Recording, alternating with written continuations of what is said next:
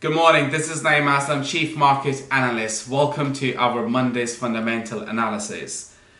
In today's section, we are going to talk about why there is this huge sell-off in the market and why this panic is really taking the market by storm.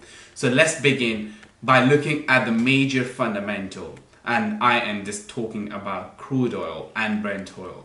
The biggest sell-off in oil prices or in the energy sector has really intensified the sell-off that we have seen last week. So last week we were talking about that this is a wild week, but now it seems like the wild week has turned into a wild month because crude oil dropped over 30%. Now, yes, it has recovered up to 20. It is down only by 20%, recovered that 10%.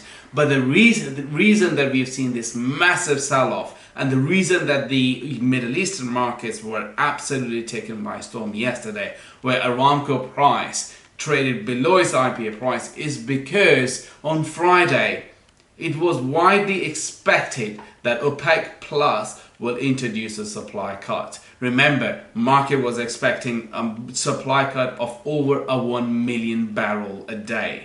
But what happened was that the differentiations in the views between Saudi Arabia and Russia failed to produce the kind of results that the market was really anticipating. Hence, there was no cut. On top of that, remember the supply cut that OPEC introduced back in 2015 because of the huge supply cut that we had is also about to expire by the end of this month, and we have no indication how that is going to fall. So investors and traders are worried about firstly, the demand is heavily impacted because of coronavirus, and secondly, but there is no agreement of extending the current supply cut which was introduced back in 2015. And because of this reason, we're seeing massive sell-off in the equity markets. Now, putting all the headlines aside, if we look at the year-to-date gains or losses for the US indices, they are down by 10%. So not a massive sell-off, not a massive concern,